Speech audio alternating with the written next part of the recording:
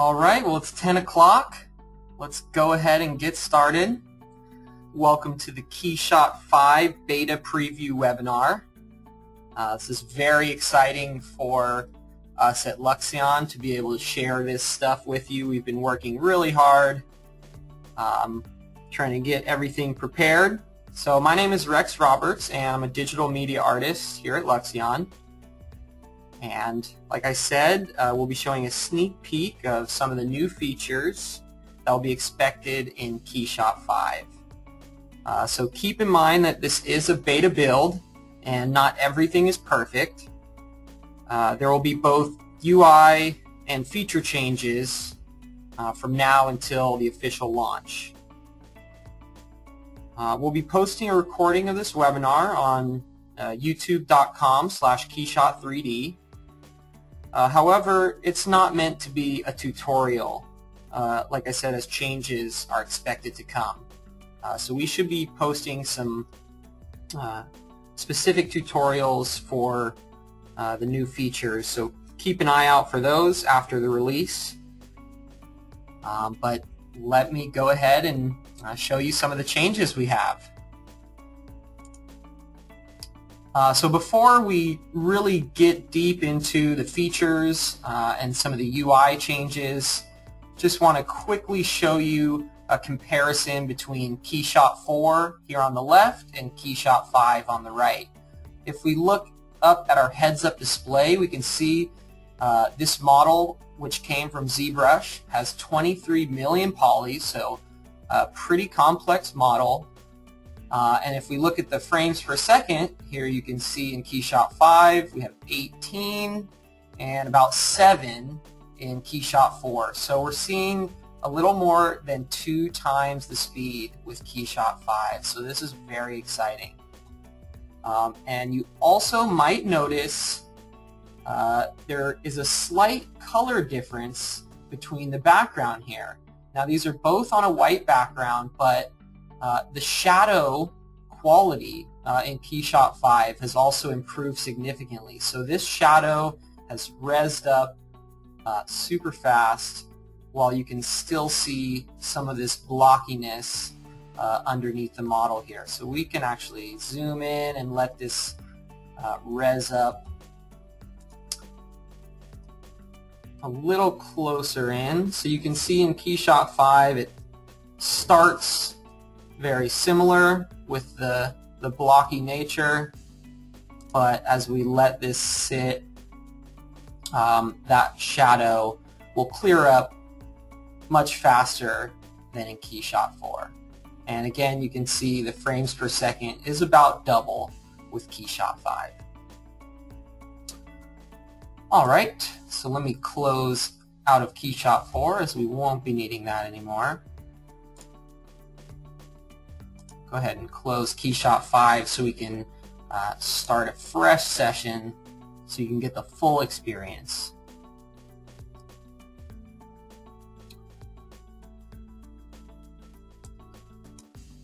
Alright, so the first thing you may notice is some UI changes. We've designed it to make your experience faster and easier to use than before.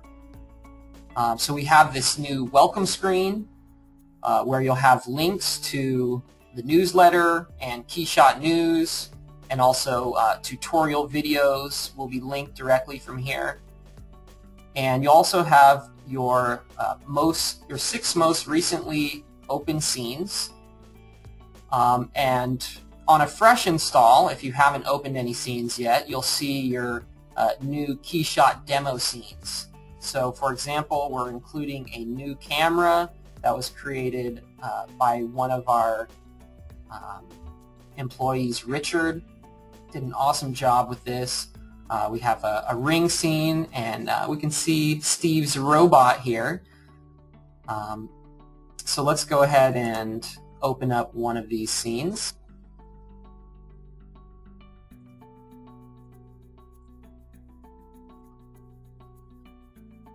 So before we open any of our toolbars or our project and library windows, you may notice that our menu bar has significantly more items than it did before.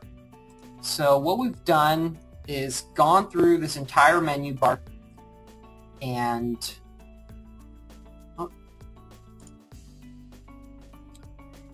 we've improved the ordering and the grouping, so now it's all a little more logical and makes more sense to the workflow. We've also added some new features in here. For example, we now have an export to 3D print, a ZPR and STL. So you can send that straight off to your MakerBot machine once you've rendered up, and it will actually transfer over the color data as well. We also have a great new feature here under the Edit menu, which is Add Geometry. So instead of having to import your primitives if you're using light source materials, you can just simply click on one of these and they'll be imported into your scene.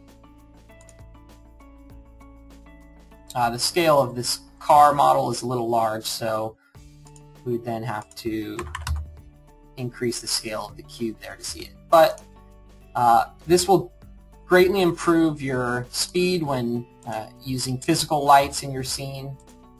Very easy to just add those primitive shapes. We also have, in addition to the ground plane, we now are including a backdrop ramp and a backdrop round. We keep going through these menu items. You can see we've added some more access to your project functions, and you can quickly toggle between different items and the different functions, enable and disable quickly. Same goes for cameras. Under the render menu, we've now added a shortcut to execute with the hotkey Control U. So this will really improve your speed when working, and all you have to do is press Control U, and that rendering is added to queue.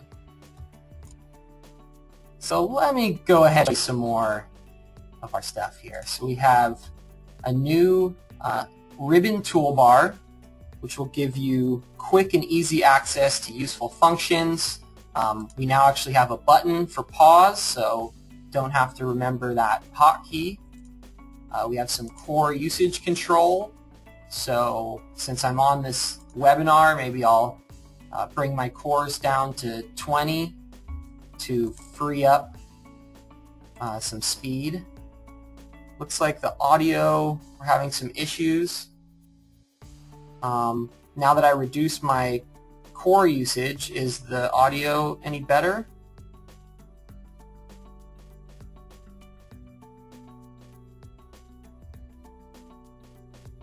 Okay, so we might not be getting, someone is asking to make the window bigger, no problem. So we might not be getting our full performance as we're not using all the cores, but in order for the webinar to run smoothly, we'll just keep it at 14 for now.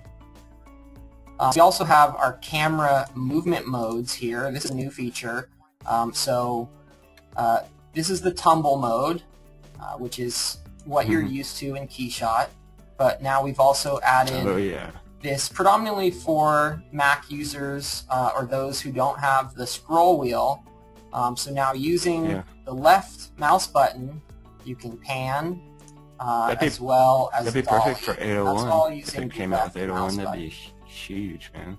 Some quick perspective adjustments, quick link to edit your HDRI. Have some things to show you with this a little later, but we'll close that for now. Okay, so let's get back to it. Quick button for performance mode. This is the NURBS mode, which I'll get to a little later. We don't have any NURBS data in this scene, so this won't be doing anything at the moment. And then we have a hotkey to toggle that on and off, as well as the toolbar. So let's go ahead and show our toolbar. You can see the ordering has changed a little bit. We still have our 6 main workflow buttons here in the center. In addition, we have our new KeyShot Cloud. So I'll launch the KeyShot Cloud. And this is an integrated web app that allows users to upload and download resources directly inside of KeyShot. So we can dock it on the top or the bottom, or we can just float it next to our window here. And you can see we have 4 categories right now: materials, backplates, textures, and environments. So let's go over to our backplates and find one we'd like to use for our scene. Maybe this soft neutral gradient. Once you click on that, it'll show you a details pane, and then we can simply click Add to Library. And in our library here, you can see we have a new Downloads folder in each of the categories. So now that backplate has been downloaded, and we can use it in our scene.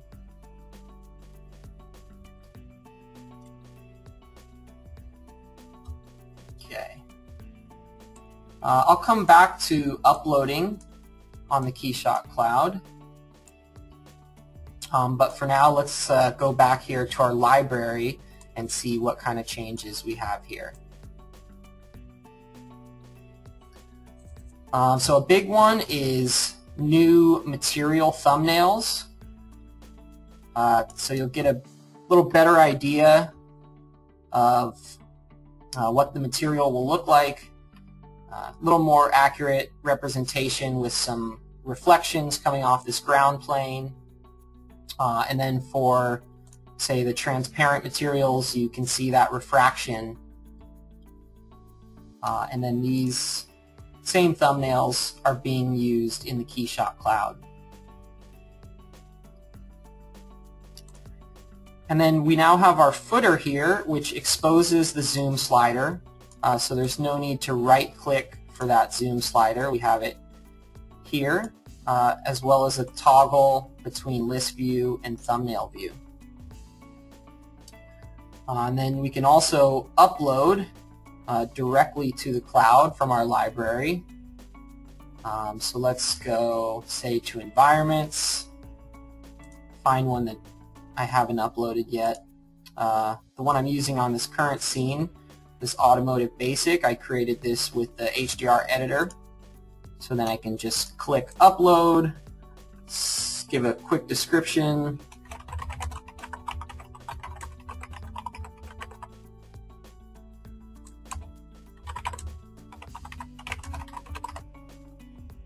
And some tags. On the desktop, was it a macro? Yeah. Let's see. And we can go ahead and upload that.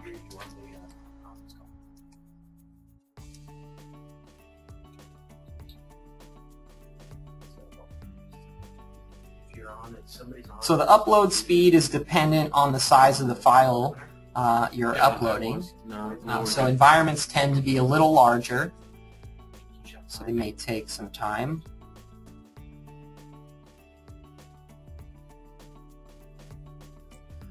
Daniel asks if the cloud will be available to all users or is it a subscription service. The cloud will be available. The integrated version will come with KeyShot 5 and anybody can sign up. We'll also have a web-based version or a browser version for those of you who are still using KeyShot 4. You'll still have access to the KeyShot Cloud.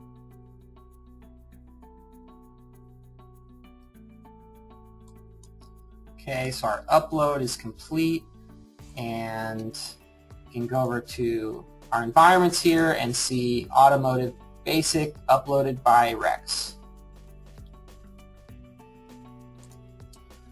All right.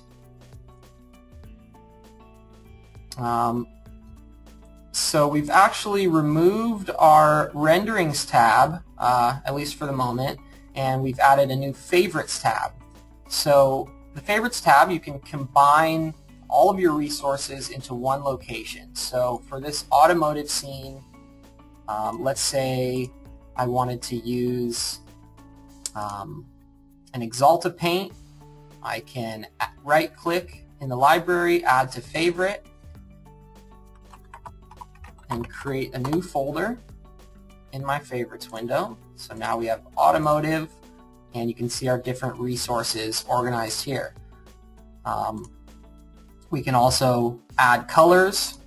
While we're here in the color library, I should mention that we now have version 2 of Pantone. So when you run the full installer, you'll be seeing updated Pantone library. So we can add this to our favorite. Automotive, we already created it. We can find the environment, add that to our favorites list,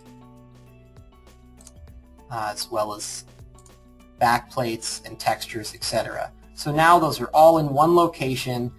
So if you're working on a scene that is similar, you can very quickly just use the resources you have here in your favorites folder. Alright, next I want to show you a very cool new feature we've implemented. So if I were to add say a label or a texture to a material, go full screen here,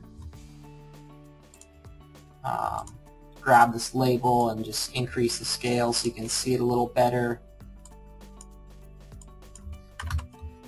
So now, well, in the past, if you've brought a material from your library onto your part, then it would override all the textures and labels that you had previously applied. But now, if you can see here, we have an option to hold Control to retain labels or Alt for textures. So since I have applied a label, I can hold Control and drop that material onto my part, retaining that label. So I think this is a really huge feature that's going to speed up the workflow significantly. Alright, so let's look at our project tab here. Actually, let me show you a new procedural texture. So let's go back and just apply a metallic paint.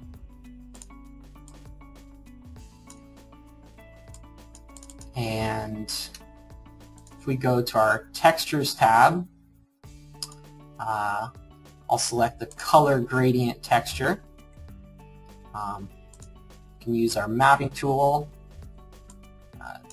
to adjust that, and you may notice the mapping tool is a little different. We've now combined rotate, scale, and move all in the same widget, so there's no need to toggle between those anymore, and this is the same for the move tool. So now that we've rotated our gradient, need to increase our scale.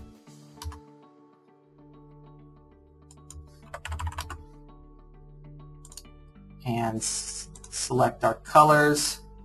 So now we can create some pretty cool gradients just with this simple color gradient procedural texture. And since that is a procedural texture, it'll wrap very nicely and smoothly around the entire part or model.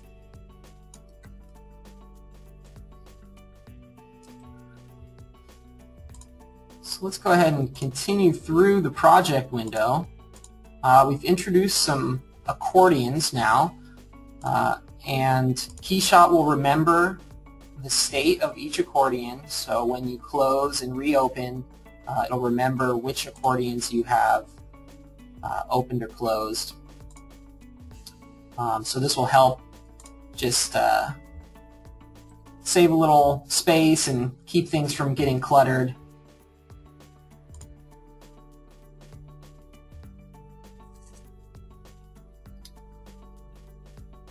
And let's go over to our background here.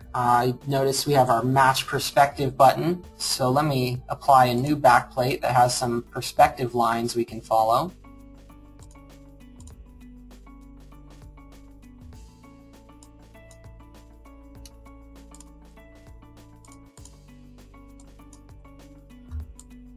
So the backplate match perspective tool won't work for all cases because it's important that you do have some perspective lines in your image that you can match these lines to. So you can choose either 2-point or 3-point perspective. In this case, we do have some vertical lines, so 3-point will work well. And what we're going to do is just try and align these guides as best we can to some of the lines that are in the backplate here.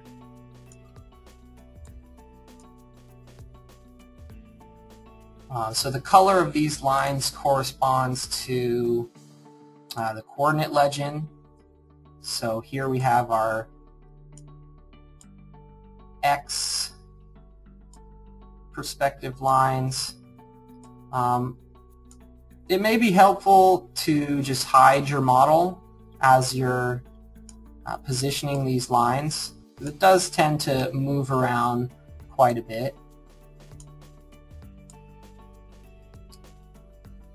But here, if I just match up all my lines,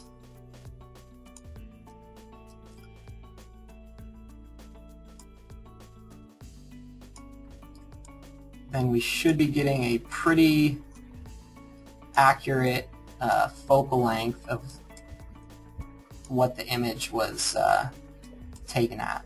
So now we can just rotate and move our vehicle and position it wherever we want.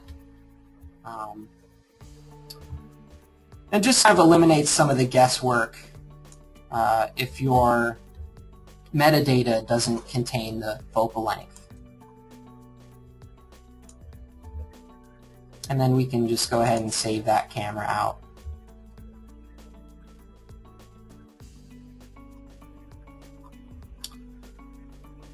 Okay, so let's go back into the HDRI editor so I can show you something pretty cool. First, let's change our backplate back out again. Something a little less distracting. And maybe let's change back to just our blue metallic paint.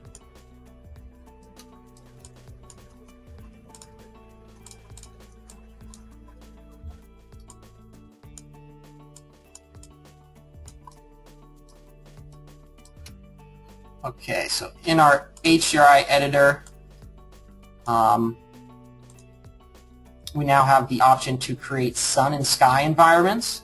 The UI for this is expected to change, so it won't exactly be as you see here, but I can show you an example of what this will look like. So we can generate our sun and sky.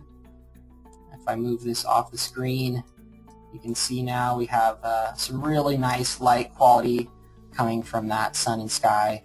A nice, crisp, hard ground shadow. Then we can rotate our environment, kind of find the right height, get some reflections on the windshield there.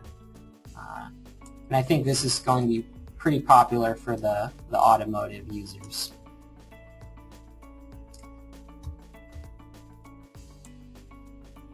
Okay. So let's go back into our scene tree here. So delete my ground plane for now. So there's no clutter here. And so we just have our coupe. Now KeyShot uses instances for duplicates. Instead of actually creating a copy of the entire model, we're referencing the original. So your polys will still increase, but the file size should stay much lower than it was before when duplicating. But what I really wanted to show you is the new pattern tool. So we can bring up our pattern tool. We can choose to create a linear pattern or a circular pattern. And if we start increasing our instances here, you can see the real-time view becoming populated with these instances. And since they are instances, it's not adding a huge amount to your file size, so we can actually work with this scene, even with all these 10 million polys and all these parts. So let's do a circular pattern, increase the count, increasing the radius, we'll adjust the spacing between, and then we can also rotate our model as well. And then we have checkboxes to center that in our environment, in our scene, and then also resize the environment. So I think this is going to be a pretty awesome tool. People will be able to get real creative, creating some patterns and using this. And Steve asks if we can assign different materials. Yes, these all act independently of each other now. So we can assign all different materials here.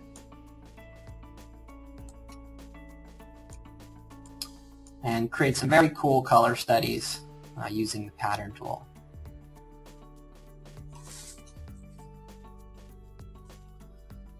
Okay. So let me start a new scene.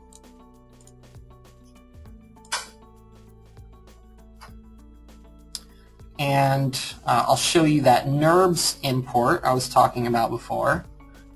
So I have a sports bottle that was modeled in SOLIDWORKS. And you can see when we expand the settings, if a model does contain NURBS data, there will be an option to import that NURBS data. And we can import this geometry at a very low tessellation quality because of the ability to render NURBS. So in the polygon mode, you can see it's a little chunky here, a little tessellated. We can change this to a wireframe material and see, you know, it's not perfectly smooth. So if we were to render that out, you'll see some rough edges and it's not ideal. But now with NURBS mode, we can just go into NURBS mode by clicking that button there on the ribbon, and now we have a perfectly smooth model.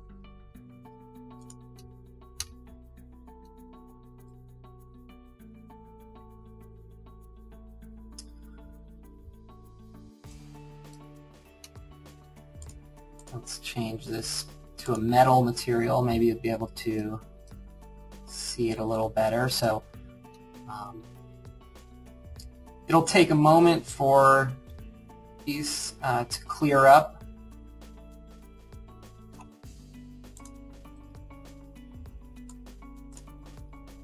But you can see the chunkiness here is completely smoothed out with that NURBS mode.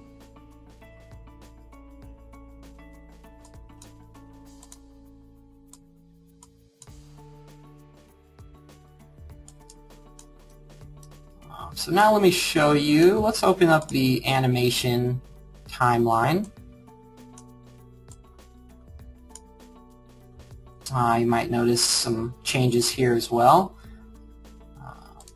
If we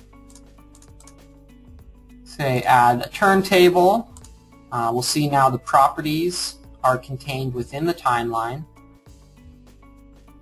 So for quick and easy changes directly in the timeline, you won't need to go back to your project window to make those changes. We have those all contained here.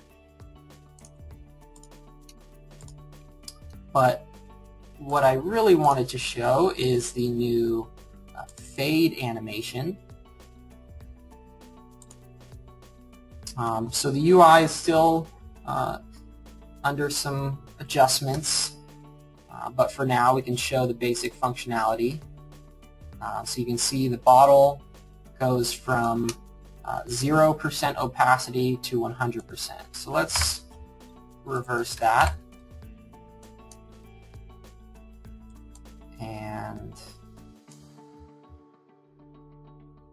we can press play and see that part fade out.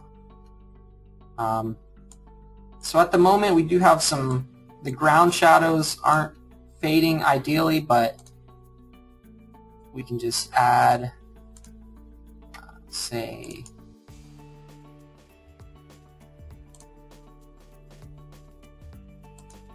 add a plane.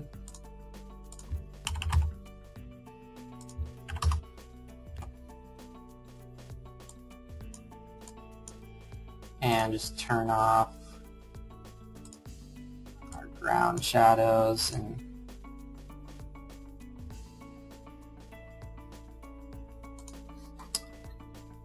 well, looks like we still have a little work to do, but as you can see, there's some great potential for the fade animation. Create some pretty interesting exploded views with parts fading in and out. So look forward to seeing some more improvements on that fade animation.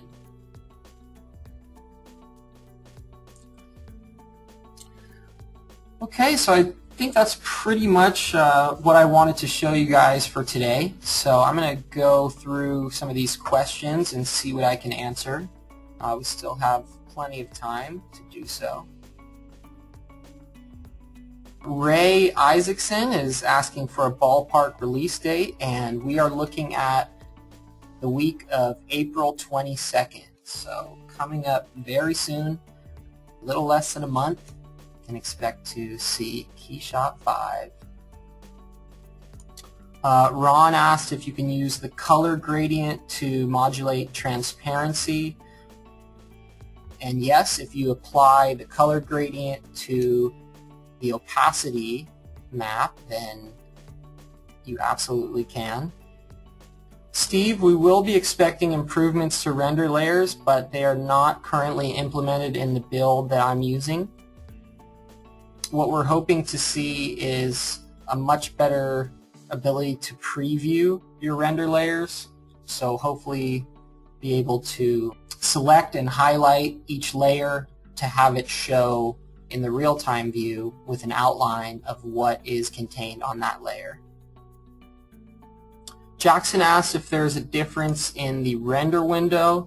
So let me open that up, and as you can see, it looks pretty similar. Some of the UI stuff has been updated, but at the moment we don't have changes, although we do have the UI mockups in the queue, so we are hoping to implement some changes here to the render options dialog as well.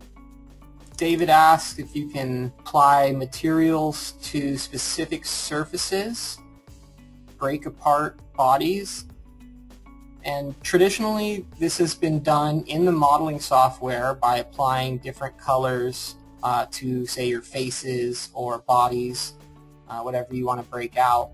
But actually with the NURBS mode, it actually breaks out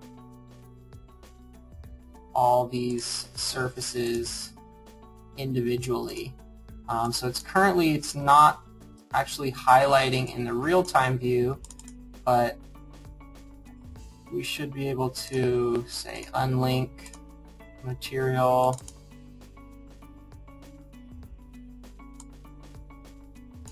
and then you can see those surfaces are breaking apart. And that's just in the NURBS mode. So if we go back to the polygon mode, you'll see that is no longer broken apart. Ray's asking if there are any updates with live linking. Seems like you may be running into some issues, and now that we have our CPU usage right here in the toolbar, say you're working between your modeling software and KeyShot, you can select a lower amount of cores here in KeyShot, and that should help improve that process of transferring data between the two. Kisuki is asking if there are any new functions for camera, and yeah, we are looking at some improvements for the camera tab. Not all of them have been implemented yet. You can see we've actually moved some of the effects from the settings into now lens effects. But as far as new functionality, we're hoping to implement scene sets, which will allow you to link your model sets with your view sets. So you can switch between scene sets as opposed to switching between both your model sets and your view sets. So that should improve your speed a little bit. Yes, Ed is asking about the image editing. So yeah, I did mention that in the webinar details, so let's quickly show that.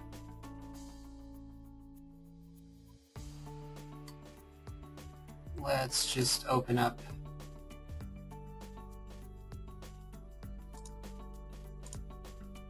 camera.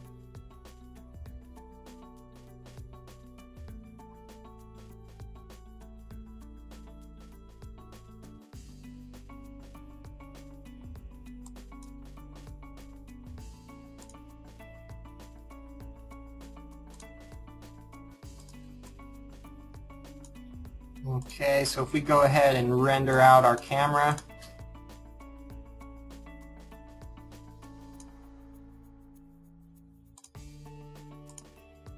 you can see now in the render output window, we now have some image editing functions. You can apply bloom and vignetting as a post process as opposed to in the real-time view itself. That goes for vignetting as well. You can do some very quick color studies by changing the hue and adjusting some of the exposure values. So some pretty simple stuff for now, but can actually be very powerful. Sometimes you need to make just small adjustments, and now there's no need to bring it into an image editing software such as Photoshop. You can do it all here in KeyShot. Roy is asking for improvements on metric support, millimeters, for example. And Roy, I think, as you know, you can set your scene units. For example, this camera was created in millimeters, so that is selected here. And that will allow our mold tech materials to appear accurately. Todd, we are providing some beta builds to some users, so I'll see what I can do and can send out some emails regarding that. Actually, we have a lot of questions to address here, so I'm going to go ahead and just end the webinar for now, and I'll go through this list of questions and go ahead and message you guys individually to try and clear some of this stuff up. And maybe we can even send a summary of some of these questions, because a lot of you guys seem to have the same kind of similar questions. So yeah, thank you so much for joining us, and we can't wait for you guys to get KeyShot 5 in your hands and show us what you can do with these new features. Thank you from Irvine and the Luxion office. Talk to you next month.